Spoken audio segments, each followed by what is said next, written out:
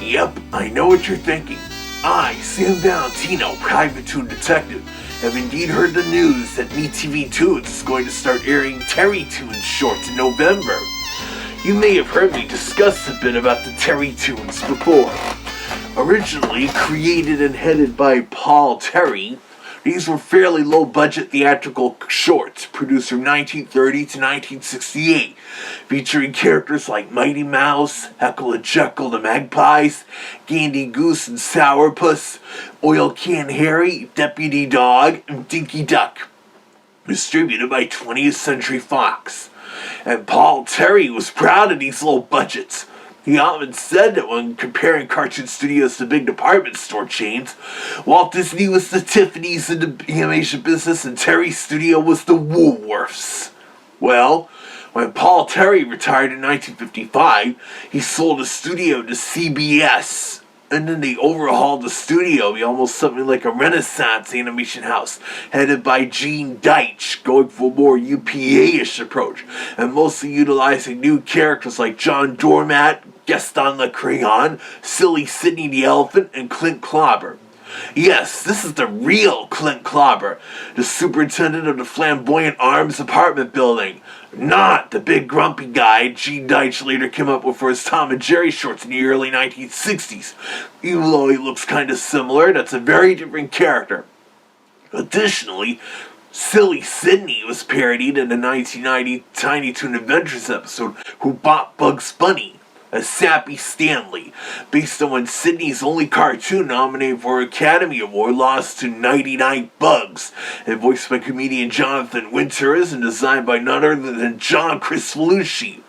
Those Tiny Toon Adventures writers sure did their homework. But then in 1958, head Bill Weiss fired Gene Deitch and made the studio go back to like it was before, but with even lower budgets and more stilted-looking animation than before, even if they brought back Mighty Mouse and Heckle and Jekyll. And sure enough, with CBS now owning the Terrytoons, they had the studio begin producing cartoons for television in addition to theaters. It soon got to the point where CBS and 20th Century Fox began releasing the studio's made-for-TV cartoon shorts to theaters, even after the studio closed its doors in 1968, releasing such cartoons well into 1971. That was also the year CBS's distribution firm was spun off into Viacom Enterprises.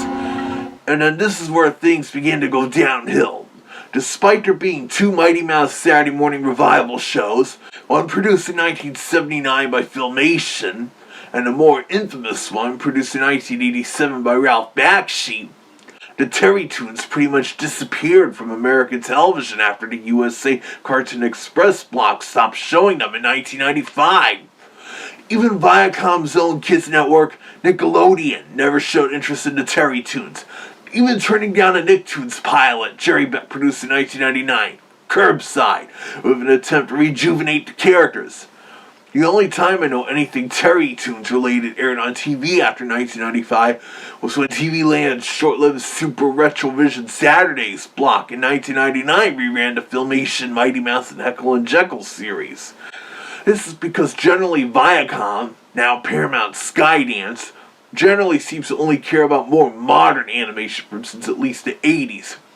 Even during the times Nickelodeon ran some pre-80s animated shows and shorts in the early to mid-90s, they didn't care about the Terrytoons, even though they ran the 1960s Paramount Cartoon Studio shorts as part of Wienerville and their Cartoon Kablooey block, alongside the 1950s UPA shorts they licensed from Columbia Pictures.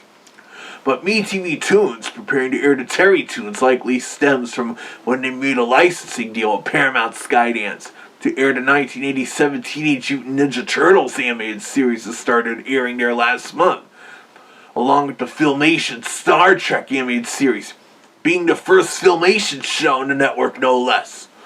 I guess Weagle Broadcasting was aware of the Terrytoons being neglected for so long and decided to give them some airtime that'll start next month, and hopefully they can find a new audience. With the Terrytoons obscurity, that was one reason why I was worried about Paramount-Skydance expressing interest in buying Warner Bros. Discovery, as I've already said.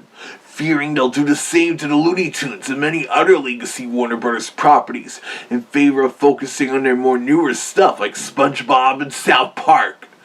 But thank goodness Warner Bros. Discovery rejected that first bid, knowing Paramount is attempting a hostile takeover, and a rare good decision from David Zaslav for once. And now Comcast and Universal's interested in making a bid from Warner Bros. Discovery, and that is a merger that can make more sense. But I'd still be happy if no more mergers or buyouts like that happened for a long time. Anyways, it'll be good to see the Terrytoons airing on television again for the first time in 30 years. I'm reminded of how after Cartoon Network stopped running the Walter Lantz cartoons in 1998, we similarly thought those would never be shown on TV again, till 2 years ago when Weedle Broadcasting acquired the rights to show those shorts as part of their Tune In With Me weekday morning anthology program, along with their Saturday morning cartoon block, a 25-year gap. And of course they've been airing on MeTV Toons since it launched last year. Still, really long airing gaps compared to the times the Looney Tunes haven't aired on accessible American television being only 5-year gaps, like from 2004 to 2009 and from 2016 to 2021, the latter also counting for the classic MGM Tom and Jerry cartoons. Oh, also regarding the Terrytoons, there is supposed to be a Mighty Mouse movie in the works at Paramount that's to star Ryan Reynolds, an animated movie. Maybe that'll also raise awareness on him again.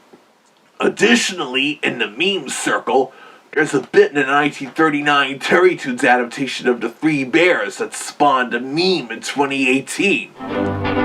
Somebody touch my spaghetti! Ha! I, for one, find it amusing a Terrytoons short would spawn a meme for once, after seeing numerous memes from Disney and Looney Tunes and Tom and Jerry shorts and the like. Wouldn't surprise me if MeTV Toons puts that Three Bears short in one of their first Mighty Mouse and Friends lineups. Oh, and also they are planning to also include the Terrytoons veteran Ralph Bakshi's Mighty Mouse and New Adventures in the lineup. The series, which launched the careers of a bunch of up-and-coming young cartoonists, would leave an impact on the 1990s. And a few such cartoonists were also involved with the Filmation series, but generally you wouldn't know it, with a few rare exceptions. Handcuffs on a snake? I'll get you yet, pure heart. Wow, MeTV Toons has a really impressive lineup now. When it comes to theatrical cartoon shorts, we've got the Warner Brothers Looney Tunes and Merry Melodies, the old MGM cartoons like Tom and Jerry and Droopy, and Max Fleischer Famous Studios Popeyes, along with Betty Boop and the Harvey Toons, such as Casper the Ghost and Baby Huey, Universal's Walter Lantz cartoons, Columbia's Screen Gems and UPA shorts, and now the Terrytoons. Not to mention they're showing numerous animated shows from Hanna-Barbera, Warner Brothers, Ruby Spears, Deke, and even a few old school animes and a few of Jerry Anderson's Super Marionation puppet shows. That channel is the stuff that dreams are made of. Something for us old timers to watch and relive the fun memories of those mostly older animated programming. And what's more, it can introduce their children and grandchildren to those same cartoons. In some way, MeTV Toons just keeps getting better and better. Even if it means he won't be showing any Scooby-Doo content on Sundays anymore for the time being. It'll definitely be interesting to see those shorts airing on television once again. And of course, I'll be keeping my foxy eyes and ears open for any more animated and related news and updates worth sharing here.